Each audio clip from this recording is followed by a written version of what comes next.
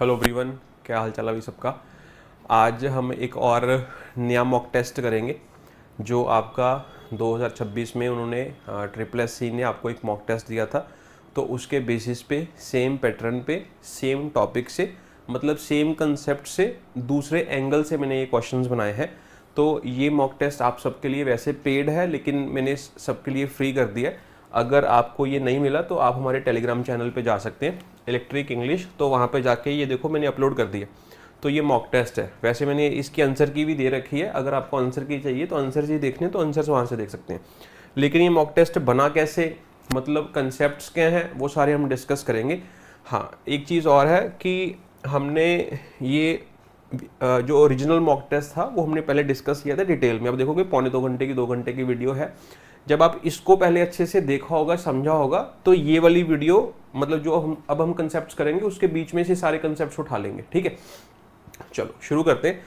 सबसे पहला क्वेश्चन क्या है, identify the sentence that correctly repairs a fragment. ठीक है, तो एक इसने ये फ्रेगमेंट दे रखी है। तो देखो उसने सबसे पहले इसको फ्रेगमेंट क्यों बोला, क्योंकि ये एक क्लॉज दे रखी है और इस क्लॉज के आगे उसने सबऑर्डिनेट कंजंक्शन दे रखा है। सबऑर्डिनेट जो इसका मतलब ये क्लॉज कौन सी क्लॉज होगी, कोऑर्डिनेट या सबऑर्डिनेट? सबऑर्डिनेट। अगर ये सबऑर्डिनेट क्लॉज होगी तो ये इंडिपेंडेंट है, डिपेंडेंट है? डिपेंडेंट है ना। तो I will meet you when I get free. तो ये जो मैंने सेंटेंस लिखा, आप देखोगे कि ये वाली क्लॉज कैसी क्लॉज है, मेन क्लॉज है, और ये वाली क्लॉज कैसी क्लॉज है, सबऑर्डिनेट क्लॉज है।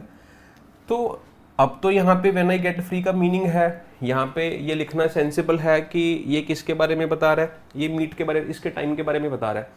लेकिन अगर मैं बोलूँ व्हेन आई गेट फ्री, इसका कोई मतलब है नहीं। तो ये चीज़ तो किसी की टाइम बता रही है ना, तो किस चीज़ का टाइम बता रहा है वो तो आपने लिखा नहीं, इसी वजह से उसको फ्रेगमेंट कहेंगे, है ना। तो वही उसने फ्रेगमेंट बोला। आई होप आपको समझ आ गया होगा। तो जो डिपेंडेंट क्लॉजेज होती हैं, जो सबऑर्डिनेट क्लॉजेज होते हैं, उसको हम क्या बोलते हैं, फ्रेगमेंट्स। तो फ्रेगमेंट्स इसको डिपेंडेंट, सबऑर्डिनेट या डिपेंडेंट इसी वजह से बोलते हैं क्योंकि ये स्टैंड अलोन नहीं कर सकती। अगर मैं ये बोलूँ क्या ये वाला पार्ट स्टैंड अलोन कर सकता है, बिल्कुल कर सकता है, आई विल मीट यू, तो ये अपने आप में एक कंप्लीट मीनिंग है।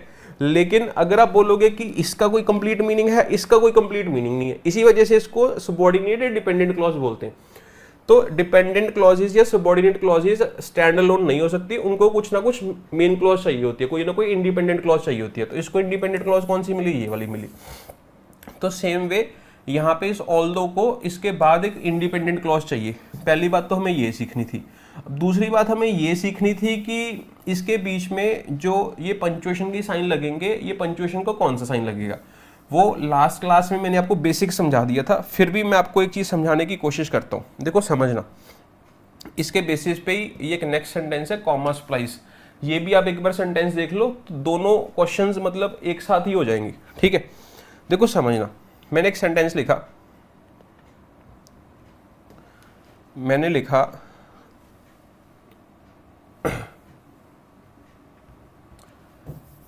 I came home, I slept। ध्यान से देखना, ठीक है।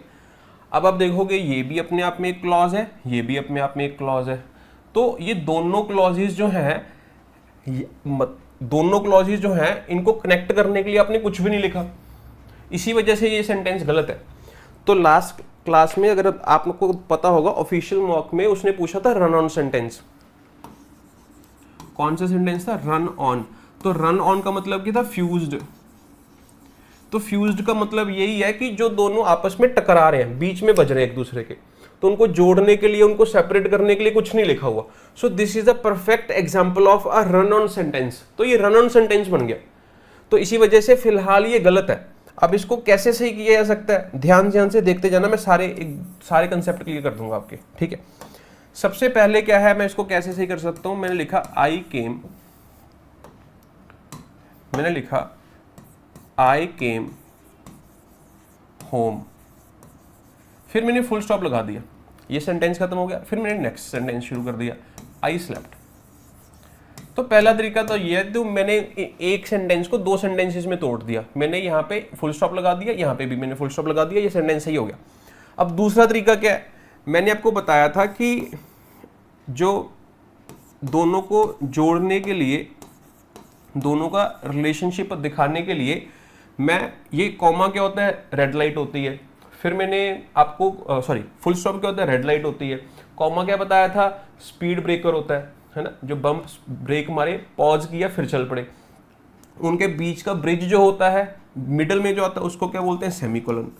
तो सेमीकोलन से आप इस सेंटेंस को करेक्ट कर सकते हैं। तो आप इसको यहाँ ऐसे भी लिख सकते हैं, आई केम होम सेमीकोलन स्लेप्ट। अब इन दोनों में क्या डिफरेंस है ये भी समझ लो। जब आपने ये सेंटेंसेस लिखे तो ये दोनों सेपरेट आइडियाज हैं, ये दोनों अलग अलग हैं, रेड लाइट लगा दिया आपने, बात खत्म, तो ये सेपरेट हो गया, ये सेपरेट हो गया। लेकिन जब आपने सेमीकोलन लगाया तो इसका मतलब आपने इन दोनों के बीच में रिलेशन बना दिया कि मैं घर आया उसके बाद मैं सो गया। तो मतलब क्या है, ये दोनों सेंटेंसेस के, दोनों बातों के बीच में एक मीनिंग जो है वो जुड़ा हुआ मीनिंग है, बस यही फर्क है। वो मीनिंग सेपरेट है, वो बात अलग है, ये बात अलग है।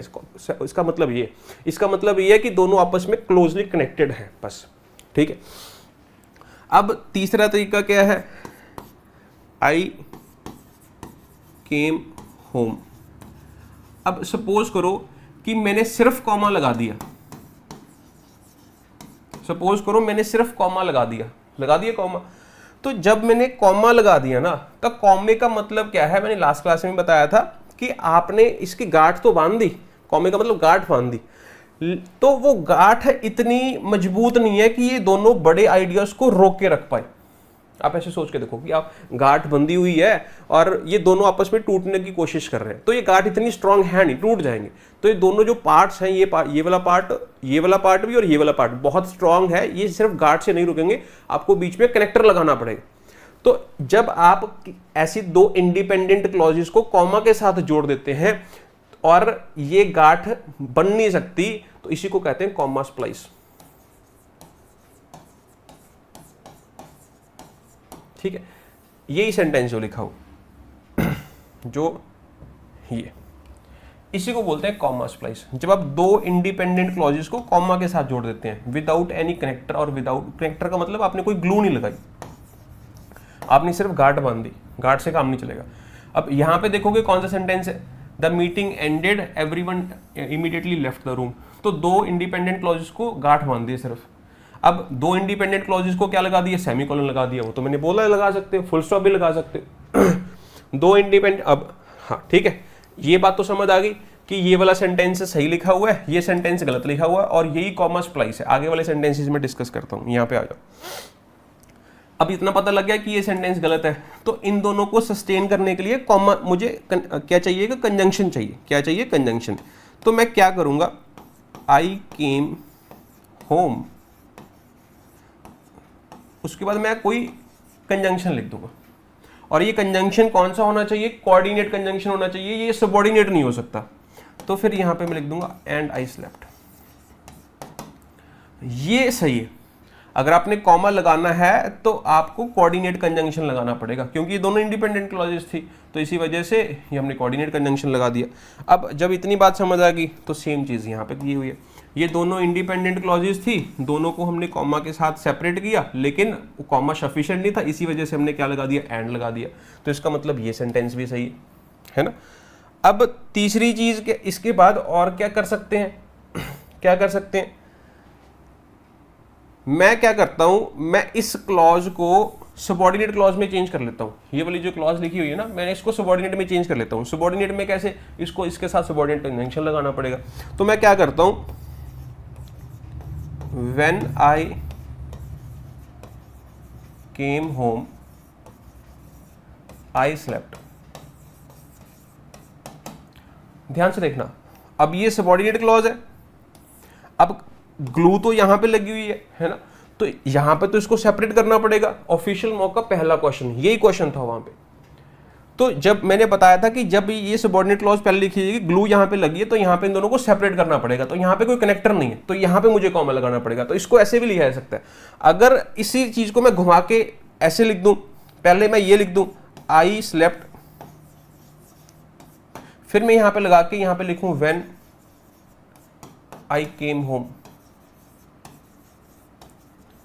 तो आप ध्यान से देखोगे, जब मैंने ये सेंटेंस लिखा था I will meet you, I will meet you when I get free. मुझे एक बात बताओ, मैंने क्या बोला था कि ये डिपेंडेंट क्लॉज है ना, ये अकेली सस्टेन नहीं कर सकती। भाई ये जो बात लिखी हुई है, ये बात ही इसके बारे में बता रही है, तो आप इसको इससे सेपरेट कैसे कर सकते हो? वो तो इसी का ही पार्ट है ना। इसी वजह से जब आप सबऑर्डिनेट क्लॉज बाद में लिखोगे तो यहां पे कॉमा कभी नहीं लगा सकते, ये बात आपको ध्यान रखनी है। तो सेम यहीं पे वही केस कि अगर आपने सबऑर्डिनेट क्लॉज बाद में लिख दी तो वो तो इसी के बारे में बता रहा है कि वो कब सोया, तो वो इसी का एडवर्ब है बेसिकली, ये और कुछ नहीं, ये एडवर्ब क्लॉज है। जो एडवर्ब को वर्ब से सेपरेट करोगे क्या, वो तो उसके लिए यूज हो रहा है, इसी वजह से यहां पे कभी कोई कॉमा नहीं लगेगा।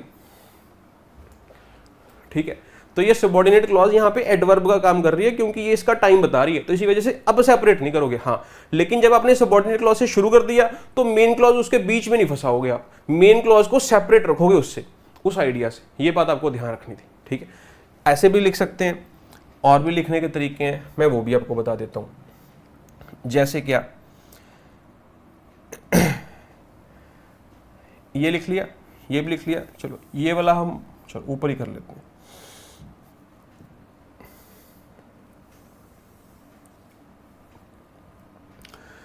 ओरिजिनल सेंटेंस क्या था, इसी वजह से ना मैं डिलीट कर रहा था इसको। चलो ये लास्ट वाले हटा देते हैं, ये छोड़ो, ये तो बता दी मैंने आपको। ठीक, अब इसको और कैसे लिख सकते हैं, ध्यान से देखना। ठीक, मैंने लिखा आई केम होम, मैंने यहाँ पे फुल स्टॉप तो लगा ही दिया, चलो ग्रीन से लिखेंगे। ठीक है, मैंने लिखा आई केम होम, मैंने यहाँ पे फुल स्टॉप लगा दिया। ठीक, अब जब मैंने फुल स्टॉप लगा दिया तो मैं यहाँ पे ना एक एडवर्ब लिख देता हूँ। तो वो एडवर्ब कौन सा लिख दिया मैंने, देन। ठीक है, तो ये जो देन है ना, ये एडवर्ब है। अब देन छोड़ो, चलो मैं यहाँ पे ना आफ्टरवर्ड लिख देता हूँ। आफ्टरवर्ड क्या, एडवर्ब है, तो एडवर्ब के साथ में यहाँ पे कॉमा लगा दूंगा, क्योंकि जब आप एडवर्ब से स्टार्ट करोगे तो आपको यहाँ पे कॉमा लगाना पड़ेगा, तो कॉमा लगा दिया। आफ्टरवर्ड आई स्लेप्ट, आप इस वाक्य को ऐसे भी लिख सकते हैं। इतनी बात समझ आ गई? जब इतनी बात समझ आई गई, अब इसके बाद एक और चीज समझनी है।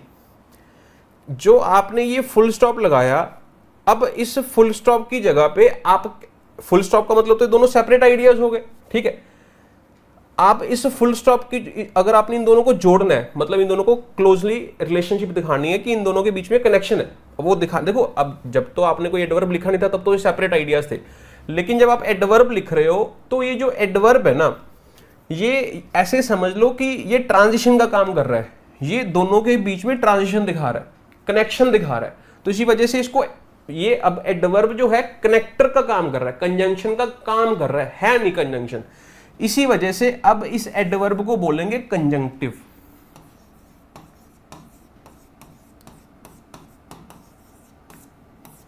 आई होप कि ये बात समझ आ गई होगी। ठीक, इसको क्या बोलेंगे, कंजंक्टिव। जब कंजंक्टिव आपने बीच में लगा दिया तो उनका रिलेशन भी दिखा रहे हो, तो हम क्या करेंगे, रिलेशन दिखाने के लिए ये फुल स्टॉप सेपरेट वाला आइडिया छोड़ के इसकी जगह पे हम सेमीकोलन का यूज कर लेंगे। तो इसको और भी बेटर लिखने का तरीका क्या है कि हम इसके साथ यहां पे सेमीकोलन का यूज कर लेंगे फुल स्टॉप की बजाय। तो फिर यहां पे लिखेंगे आफ्टरवर्ड्स।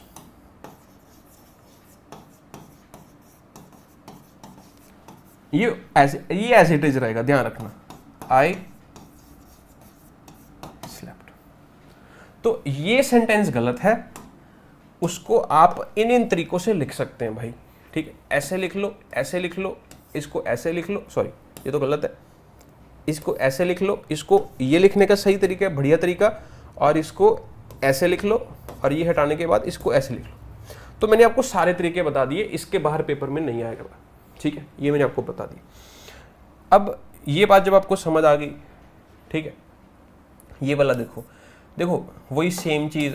अब उसने यहाँ पे सबऑर्डिनेट क्लॉज लिख दी, तो मेन क्लॉज को उससे सेपरेट करने के लिए बीच में क्या लगाया, कॉमा। तो ये सारा सेंटेंस भी सही है। तो कॉमा स्प्लाइस क्या है, इन दोनों के बीच में गांठ बांध दी बस, तो गांठ ये बांधी हुई है, तो ए इज द राइट आंसर, ठीक है। अब जब इतनी बात समझ आ गई, तो अब आप ये वाला क्वेश्चन देखो, अब आपको करने में मजा आएगा, ठीक है। देखो फटाफट, ठीक है, अब ध्यान से देखना। ऑल्दो द रोड वॉज स्लिपली, तो ऑल्दो सबऑर्डिनेट क्लॉज होगी, ये मेन क्लॉज होगी। सबऑर्डिनेट क्लॉज को मेन क्लॉज से सेपरेट करने के लिए बीच में क्या लगाना पड़ेगा, कॉमा। तो बिल्कुल सही सेंटेंस है। अब यहाँ पे ऑल्दो लिख लिया, ठीक है। अब यहाँ पे आपने इंडिपेंडेंट क्लॉज लिखी थी, जब आपने यहाँ पे ये डिपेंडेंट क्लॉज लिख रखी है, तो फिर यहाँ पे आपने ये क्यों लगाया, बट। या तो आप इसको हटा दो, इसको हटा के दी लिख दो, अब बट सही है बिल्कुल। तो इसी वजह से अब ये वाला सेंटेंस क्या हो गया, गलत हो गया। वैसे भी आपने याद किया होगा कि ऑल्दो के साथ बट नहीं आता, वो वाला मीनिंग भी आप देख सकते हैं। अदरवाइज मैंने पंक्चुएशन भी सिखा दी आपको। ऑल्दो द रिवर स्लिपरी, अब जब ये लगा हुआ है तो इसको इसके साथ सेपरेट करने के लिए हम कॉमा का यूज करते हैं, सेमीकोलन का यूज नहीं करते। ये मैंने आपको क्लियर बता दिया है ना। ये व्हेन के साथ हम यहाँ पे कॉमा का यूज करते हैं, सेमीकोलन का यूज नहीं करते। सेमीकोलन तब यूज करते हैं दोस्त जब वो दोनों क्लॉजेस क्या हो, इंडिपेंडेंट हो। जब दो क्लॉजेस इंडिपेंडेंट होती हैं, इक्वल होती हैं, उन्हीं को जोड़ने के लिए, उन्हीं के बीच में रिलेशन दिखाने के लिए सेमीकोलन का यूज किया जाता है। अगर एक भी डिपेंडेंट हो गई, एक भी सबऑर्डिनेट हो गई, फिर नहीं आएगा, ठीक है। इसी वजह से मैंने इसका तोड़ जो है वो एंड के साथ लिखा ना, ठीक, क्योंकि ये दोनों ही इंडिपेंडेंट क्लॉजेस थी। आई होप समझ आ गया होगा। तो इसी वजह से ये भी नहीं हो सकता, गलत हो गया। Although the road was slippery, अब उसने यहाँ पे देयरफॉर लगा दिया। देयरफॉर अब एडवर्ब होता है, ये प्रॉपर कंजंक्शन नहीं होता। तो यहाँ पे ये कंजक्टिव का काम कर रहा है, किसका काम कर रहा है, कंजक्टिव का। तो अगर कंजक्टिव का काम कर रहा है तो सही यहाँ पे क्या होना चाहिए था, सेमीकोलन, और यहाँ पे कॉमा होना चाहिए था, जैसे मैंने आपको अभी बताया। ये देख सकते हैं आप, ये बताया मैंने आपको, ये स्ट्रक्चर बताया, तो ऐसे होना चाहिए था, तो वो भी नहीं।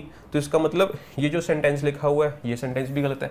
अब अगर मैं बोलूंगा ये कौन सी कैटेगरी में है, अब ये एक बारी क्लॉज, ये क्लॉज लिखी हुई है, चलो यहाँ पे तो ऑल्दो लिख रखा है, अगर ऑल्दो ना लिखा होता सपोज करो, अब मैं बोलूँ अब कौन सी कैटेगरी होगी, तो अब ये होगी दो क्लॉजेस को कॉमा के साथ जोड़ दिया सिर्फ, तो क्या हो गया, ये कॉमा स्प्लाइस, गांठ बांध दी लेकिन ग्लू नहीं लगाई। अब आप बोलोगे ये ग्लू लगी हुई है, तो भाई ये कंजंक्शन नहीं है, ये कंजक्टिव है, एडवर्ब का काम कर रहा है, तो इसको लिखने का तरीका ऐसे ही होगा, ठीक है। सो आई होप आपको समझ आ गया होगा। अगर ये बातें समझ आ गई तो एक क्वेश्चन इसके बेसिस पे और है, ग्रामेटिकली करेक्ट और नॉन रेस्ट्रिक्टिव पंचुएटेड, तो ये वाला सेंटेंस भी इसी के बेसिस पे आप एक बार इसको फटाक से देखिए। हाउएवर जो होता है ये कंजंक्टिव होता है,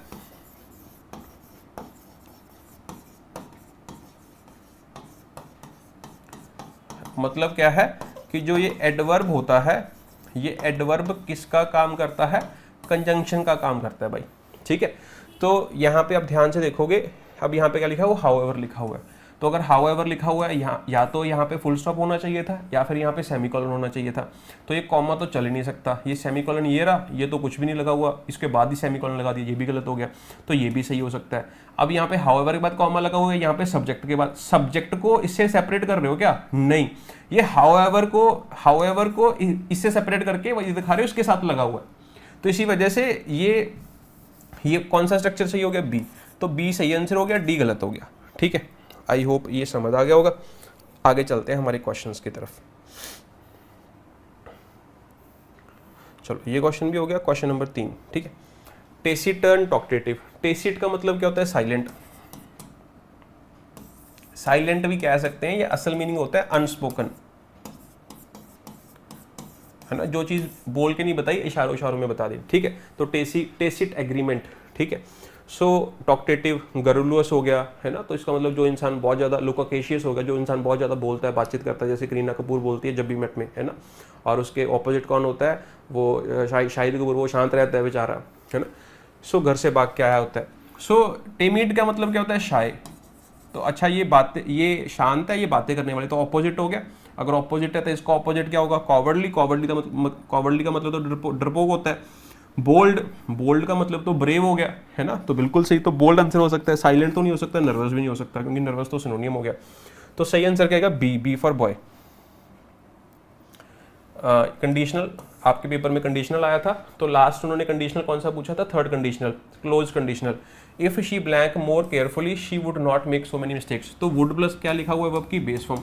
जब वुड प्लस वर्ब की बेस फॉर्म लिखी हुई है तो कौन सा कंडीशनल हो गया, सेमी क्लोज। सेमी क्लोज में यहाँ पे वर्ब की कौन सी फॉर्म यूज करेंगे, सेकंड फॉर्म। तो सेकंड फॉर्म ये तो नहीं है, सेकंड फॉर्म बी में है, ये भी नहीं, हैड प्लस वर्ब की थर्ड फॉर्म में नहीं है, विल वर्ब तो वैसे भी सबऑर्डिनेट क्लॉज में आ ही नहीं सकता। अब आप देखो, इफ लगाया हुआ है तो ये सबऑर्डिनेट क्लॉज होगी।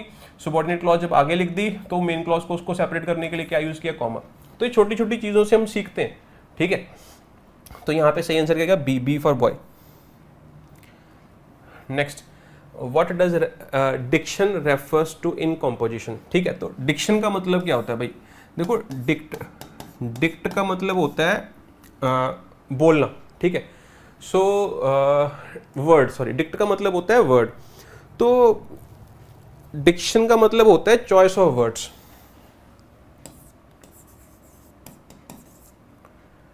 चॉइस ऑफ वर्ड्स मतलब आप कैसे शब्दों का प्रयोग कर रहे हो, आपकी चॉइस ऑफ शब्द कैसे हैं, है ना। तो जैसे मैंने बोल दिया कि वो ही डाइड, उस इंसान की मौत हो गई, है ना। तो आपने बोल दिया एक तरफ तो आपने बोल दिया कि उस इंसान की मौत हो गई, है ना। एक आपने बोल दिया कि वो इंसान गुजर गया। मीनिंग तो दोनों का सेम है, दोनों का मीनिंग सेम है, लेकिन आपने कौन से शब्दों का प्रयोग किया वो मीनिंग को कन्वे करने के लिए। तो those choice of words is called diction. Last class में उसने क्या पूछा था, सिंटैक्स, है ना। तो जैसे मैंने आपको बताया था कि बैच में मैं ये सारी टर्म्स, ये लगभग 50+ टर्म्स है, एक क्लास में ऐसे करा दूंगा मैं आपको, ठीक है। कोशिश है एक क्लास में करवा दूं, क्योंकि कुछ चीज़ें थोड़ी सी लेंथी हो सकता है 4 लगें, ठीक।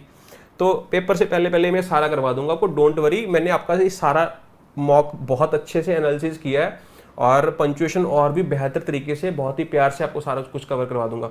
आने वाले अगर आपका पंजाब का पेपर होगा तो पंजाब के पेपर के लिए भी ये सारी चीज़ें काम आ जाएंगी आपके, ठीक है। So don't worry about that. So diction का मतलब क्या, arrangement of words, arrangement of sentences. तो ये तो नहीं है, ये तो स्टाइल हो सकता है, या फिर सिंटेक्स कह सकते हैं, सिंटेक्स भी नहीं कह सकते इसको। तो राइटर चॉइस ऑफ वर्ड्स, तो सही आंसर क्या आ जाएगा, बी, है ना। रूल्स गवर्निंग भी नहीं हो सकते, अंडरलाइन मीनिंग, थीम या थीम भी नहीं हो सकता, ठीक है। सो सही आंसर क्या आएगा, बी आपका। Next, which sentence changes the passive construction, the final decision was made. Was made का मतलब क्या है, पास्ट इंडेफिनिट। तो पास्ट इंडेफिनिट देखो कहाँ लिखा हुआ है, ये पास्ट इंडेफिनिट है, ये भी पास्ट इंडेफिनिट नहीं है, ये पास्ट इंडेफिनिट है, ये भी पास्ट इंडेफिनिट नहीं है। तो आंसर या तो ए होगा या सी होगा। तो डायरेक्टर ने फाइनल डिसीजन लिया या फाइनल डिसीजन ने डायरेक्टर लिया, डायरेक्टर ने फाइनल डिसीजन लिया होगा। So a should be the right answer. Which sentence contains a smiley. ठीक है, तो मैंने आपको बता ही दिया था यार, स्माइली क्या होता है ना। मेटाफॉर क्या होता है, मेटोनमी क्या होता है ना। और अलिट्रेशन क्या होता है, ठीक है। तो ये सारी चीज़ें हमने कवर कर ली थी। तो स्माइली में क्या होता है, एज और लाइक का प्रयोग करके हम किसी को दूसरे के साथ कंपेयर करते हैं। Her voice was music to his ears, तो जो उसकी आवाज़ थी वो म्यूजिक के जैसे लग रही थी उसको, ठीक है। तो ये तो डायरेक्ट मेटाफोर हो गया, क्योंकि वॉइस जो है म्यूजिक बन गई। क्लासरूम वॉज अ जू, ये भी डायरेक्ट मेटाफोर हो गया। Words cut deeper than a knife, तो वर्ड्स कट डीपर, ये भी, इसमें भी लाइक एज नहीं है। She moved like a shadow, जैसे परछाई मूव करती है वैसे मूव कर रही है। तो स्माइली की सही एग्जांपल क्या हो जाएगी, डी फॉर दिल्ली। ये भी मैं सारी टर्म्स जो मोस्ट इंपॉर्टेंट है और भी मोस्ट इंपॉर्टेंट है, सैनिकडोक हो गया और भी जैसे भी होगी तो सारी करवा दूंगा आपको मैं विद एग्जांपल्स, ठीक है। Identify the sentence containing a dangling modifier. ठीक है, इसमें लास्ट क्लास में थोड़ी सी हमारी दिक्कत हो गई थी। एक्चुअल में आंसर कुछ और आना था, जो उसने ना क्वेश्चन में डेंगलिंग मॉडिफायर लिखना था, लेकिन वो मिसप्लेस्ड मॉडिफायर लिख गया, तो इसी वजह से कंफ्यूजन हो गई लास्ट वाली क्लास मॉक टेस्ट में, ठीक है। तो मैं आपको थोड़ी सी एग्जांपल देता हूँ डेंगलिंग। एक है डेंगलिंग मॉडिफायर, एक है मिसप्लेस्ड, है ना। सो ठीक है, मैं बोलूं walking down the street the tree fail. ध्यान से समझना। फिर मैंने एक सेंटेंस लिखा, आई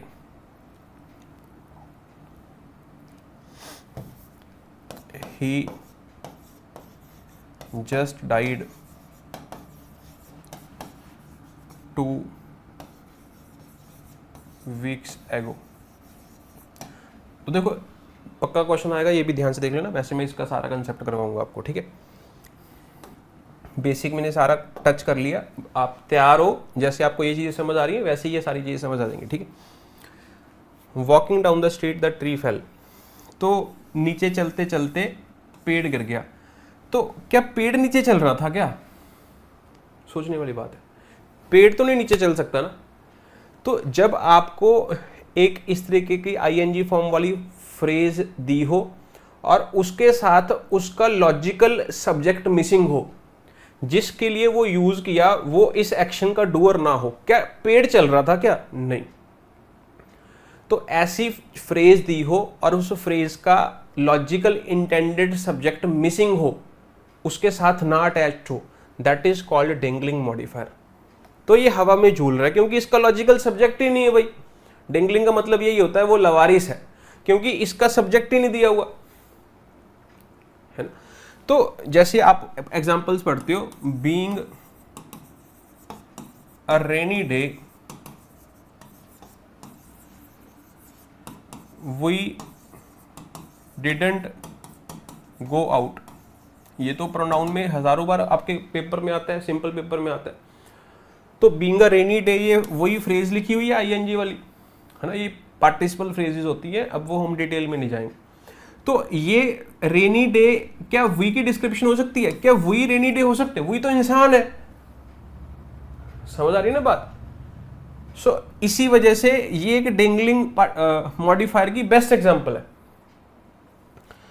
तो अगर हमें इस सेंटेंसेस को सही करना है तो इसी वजह से हमें कौन चल रहा था वो बीच में इंट्रोड्यूस करना पड़ेगा। While I was walking down, ठीक। या फिर हाँ, इसके आगे वाइल लिख लो, या वाइल नहीं भी लिखोगे तो भी वो अंडरस्टूड है, ठीक।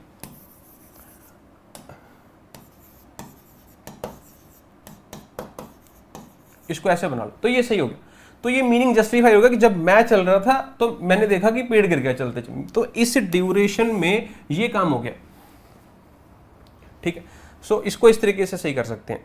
मिसप्लेस का मतलब क्या है? जस्ट का मतलब क्या होता है? सिर्फ। वो सिर्फ मरा ही 2 हफ्ते पहले। क्या वो सिर्फ मरा ही, या सिर्फ 2 हफ्ते पहले?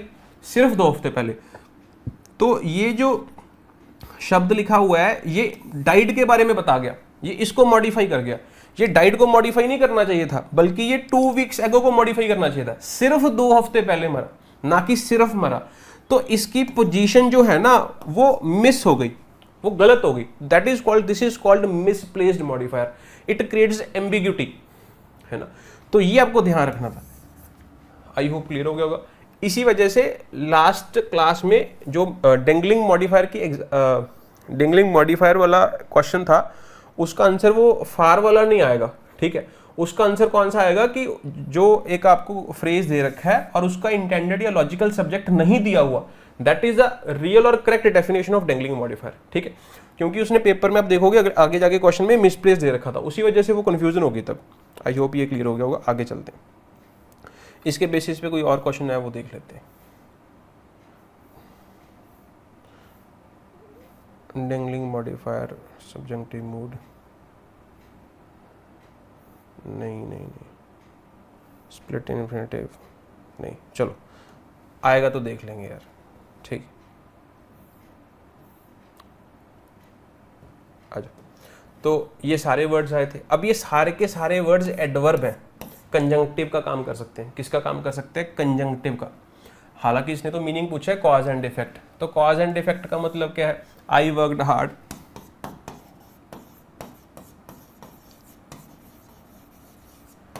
है ना, देयरफॉर आई पास्ड। ठीक है, तो ये रिजल्ट, ये रीजन दे रखा है, ये रिजल्ट को इंट्रोड्यूस करने के लिए हम किसका यूज करते हैं, देयरफॉर का। ठीक, सो देयरफॉर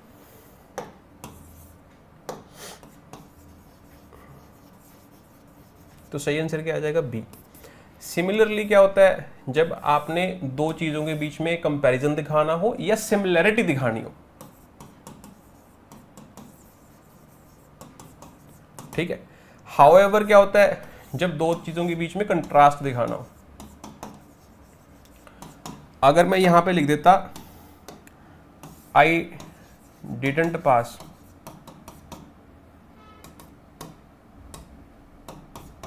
या आई कुडंट पास, तो फिर ये रिजल्ट ऑपोजिट हो गया, कंट्रास्ट हो गया, तो यहां पे हाउएवर आ जाता है। मीन वाइल का मतलब होता है वाइल, उस ड्यूरेशन में, है ना। ही बॉट, ही बॉट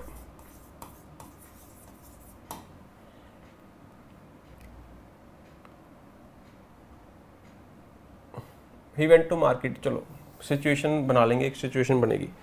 जैसे मैं बोलूं कि वो इतने मार्केट दूध लेने गए, इतने में मैंने चाय रख ली, ठीक है। तो वो जो ड्यूरेशन को इंट्रोड्यूस करना होता है, तब हम यूज करते हैं मीन वाइल। अभी हमने एक एग्जांपल पढ़ी, ये वाली, ये वाइल। सो इस ड्यूरेशन में ये काम हुआ, तो वही जो वाइल कंजंक्शन का काम करता है, ठीक है, ये सबऑर्डिनेट कंजंक्शन बन गई ना, ठीक। जो वाइल कंजंक्शन का काम करता है वही मीन वाइल कंजंक्टिव का काम करता है। जो देयरफॉर कंजंक्टिव का काम करता है वही सो कंजंक्शन का काम करता है, ठीक। ये बेसिक चीजें हमने सारा कवर किया हुआ है, आई होप क्लियर होगा। आगे आ जाओ। मिसप्लेस्ड मॉडिफायर बता दिया, मिसप्लेस्ड मॉडिफायर, तो ये उसी पे क्वेश्चन आ गया। He carefully checked the every answer, तो केयरफुली किसके लिए यूज किया, चेक्ड के लिए, बिल्कुल सही यूज हुआ। Tired after work she went straight to bed. अब टायर्ड आफ्टर वर्क कौन है भाई, वो कौन है, शी, तो उसका इंटेंडेड या लॉजिकल सब्जेक्ट दे रखा है। तो देखो वही मैंने वैसे ही क्वेश्चन बनाने की कोशिश की, ऑल्दो ये डेंगलिंग मॉडिफायर का क्वेश्चन बन रहा था, फिर भी उसने मिसप्लेस्ड के बीच में दिया, है ना। क्यों, क्योंकि मतलब मैं चाहता था आपको उसी तरीके का फीलिंग है जो उसमें ओरिजिनल मॉक में था। सो ये भी सही है क्योंकि ये इसके साथ ही लगा हुआ, इसके बारे में बता रहा है। She served the children sandwiches on paper plates, है ना। आपको देखने में ये सेंटेंस अटपटा सा लगेगा कि उसने चिल्ड्रन को क्या सर्व किए, सैंडविचेस। कहाँ पे सर्व किए, paper plates. So sandwiches on paper plates, बिल्कुल सही है। तो ये सेंटेंस बिल्कुल सही है। जैसे मैं बोलूं, शी गेव देम सैंडविचेस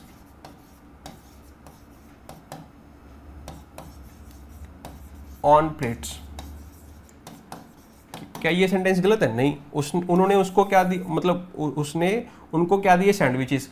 जो सैंडविचेस कहाँ पे दिए, सैंडविचेस ऑन पेपर प्लेट्स, बिल्कुल ठीक है। She served sandwiches to children और पेपर प्लेट्स। अब यहाँ पे जो ऑन पेपर प्लेट्स लिखा हुआ है, ये क्लैरिफाई नहीं हो पा रहा कि ये बच्चों के लिए बताया जा रहा है या फिर ये सैंडविच, मतलब ये सर्विंग के लिए बताया जा रहा है।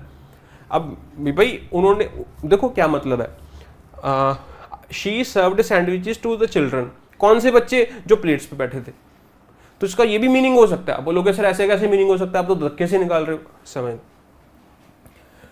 ये आपको तब समझ आएगा जब, जैसे मैंने आपको अब रिसेंटली 8-9 क्लासेस ऐड की आपके बैच में, है ना।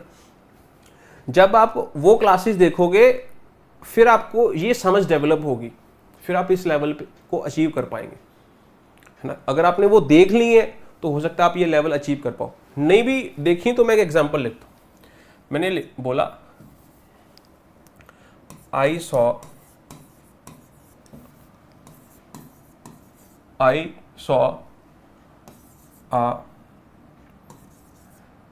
man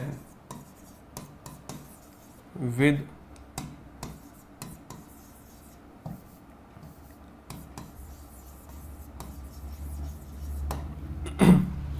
मुझे सेंटेंस का मीनिंग बता दो बस, क्या है। I saw man with a telescope, क्या मीनिंग है? मैंने टेलीस्कोप के साथ एक इंसान देखा, है ना। अब इस बात के भी दो मीनिंग है। मैंने एक ऐसा इंसान देखा, मैंने एक ऐसा इंसान देखा जिसके हाथ में क्या था? टेलीस्कोप था। दूसरा मीनिंग, मैंने टेलीस्कोप को यूज करके एक मैन को देखा। टेलीस्कोप में मैंने एक मैन को देखा, उसके पास कोई टेलीस्कोप नहीं था। तो ये दो मीनिंग है इसी सेंटेंस के, समझ पाए? तो ये जो फ्रेज लिखा हुआ है ना, ये जो मॉडिफायर लिखा हुआ है, ये तो ये किसके लिए यूज हो रहा है? मैन के लिए यूज हो रहा है कि सॉ के लिए यूज हो रहा है? इसी वजह से इसको मिसप्लेस्ड बोलते हैं या इसको एम्बिग्यूटी वाला बोलते हैं। अब लोग इसको कैसे सही करेंगे? अगर मुझे ये कन्वे करना है कि मैन के पास था, तो मैं इसको क्लियर ऐसे लिख लूंगा, हु हैड, सॉरी पास्ट की बात है, हैड अ टेलीस्कोप।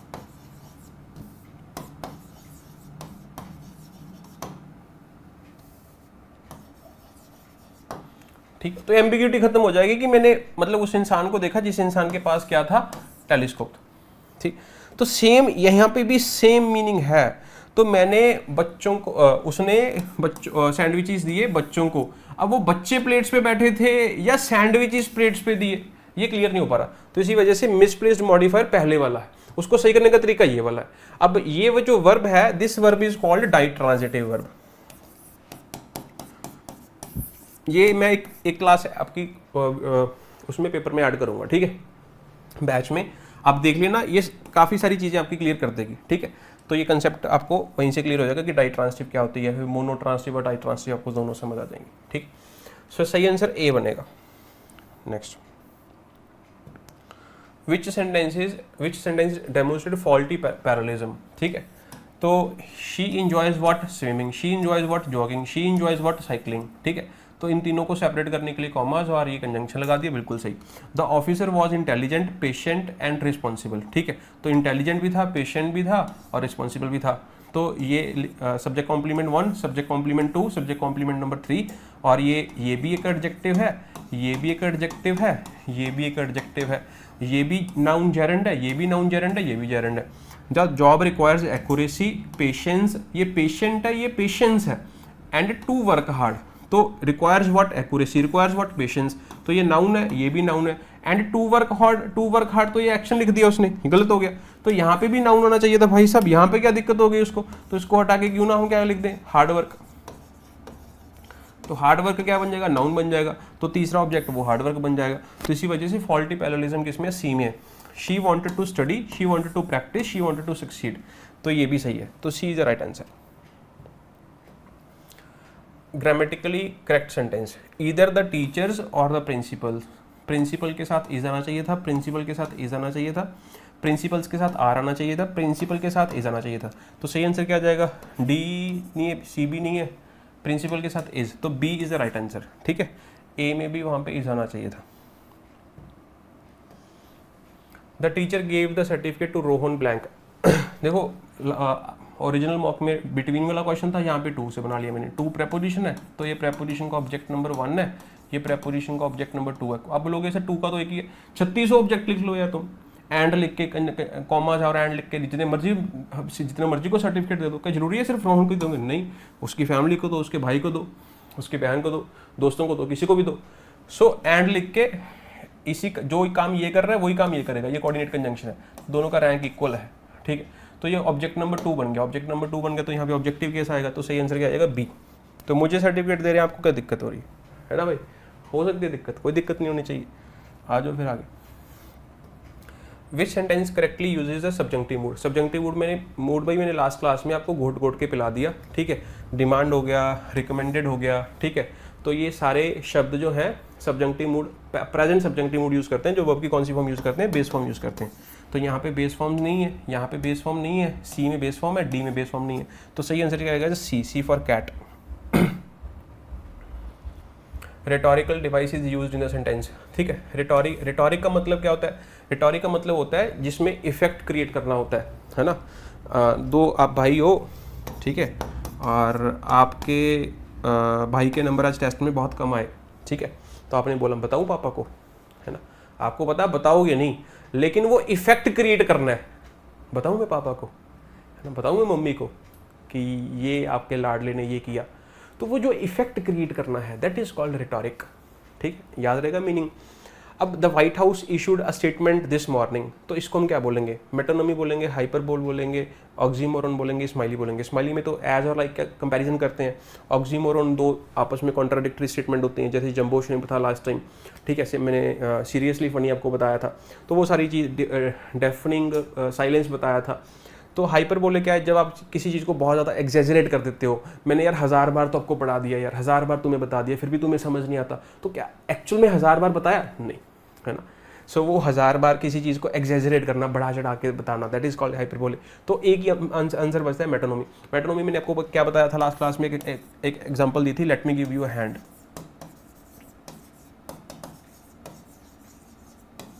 है ना। तो हैंड के साथ जो चीज़ एसोसिएटेड है, क्या एसोसिएटेड है? Helping with hands. तो वही the white house issued a statement this morning. तो व्हाइट हाउस का मतलब क्या है कि व्हाइट हाउस के साथ एसोसिएटेड जो शब्द है, इसका मतलब वहाँ की जो एडमिनिस्ट्रेशन है, तो उस एडमिनिस्ट्रेशन ने इशू किया, तो इसका मतलब ये है ना। सो अगर मैं बोलूँ the jury declared the verdict, तो जूरी का मतलब जूरी का मतलब क्या है कि किसने डिक्लेयर किया, तो वही कुछ सीन है यहाँ पे, है ना। आप बोलोगे कि पीएम हाउस से वो नोटिफिकेशन जारी होगी, तो पीएम हाउस का मतलब क्या है? जो पीएम हाउस में जो लोग बैठते हैं, उन लोगों ने, जो उसके साथ एसोसिएटेड शब्द है, जो उस वहाँ की एडमिनिस्ट्रेशन है, जो पीएम बैठे हैं, तो उन्होंने वो नोटिफिकेशन या जारी किया कुछ ना कुछ। ठीक, सो मेटोनमी सही आंसर क्या जाएगा? A. The pen is mightier than sword, पढ़ा था ना।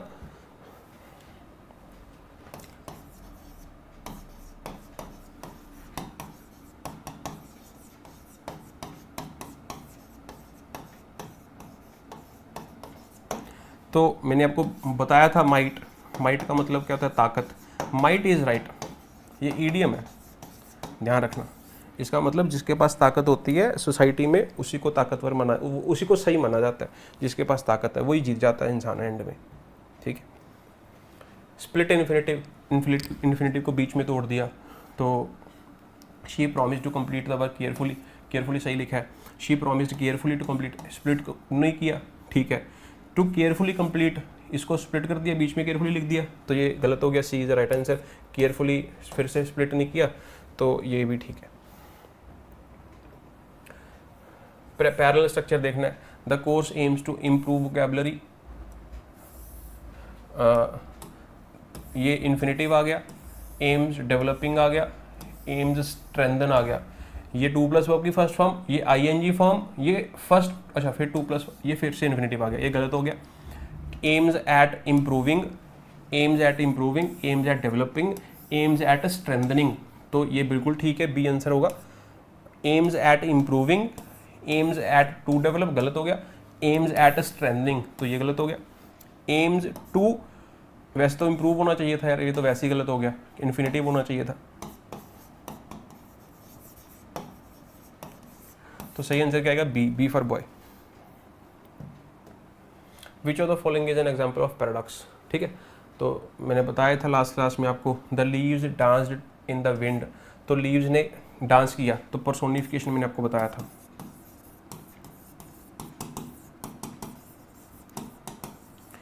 ठीक है, बताया था ना पर्सोनिफिकेशन।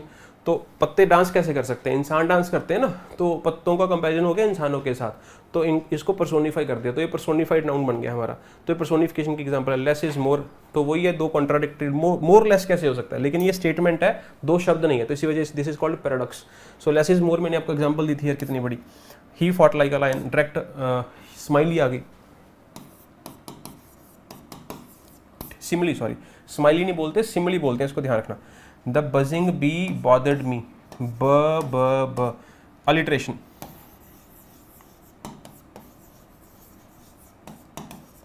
है ना। एग्जाम्पल दी थी मैंने आपको, ग्रीन ग्रास ग्रीव। एक और भी आगे कुछ लिख देता हूँ, ग्रीन ग्रास ग्रीव ग्रीनर, ठीक है। जी जी जी जी अलिट्रेशन, जो जिनकी इनिशियल साउंड्स जो होती हैं वो सिमिलर होती हैं, सेम होती हैं मतलब, ठीक है। सो आपके मतलब ये 20 में से कितने नंबर बन रहे हैं, तो आप एक बार कमेंट करके बता सकते हैं, या आपने अपने लेवल पे एनालिसिस किया होगा।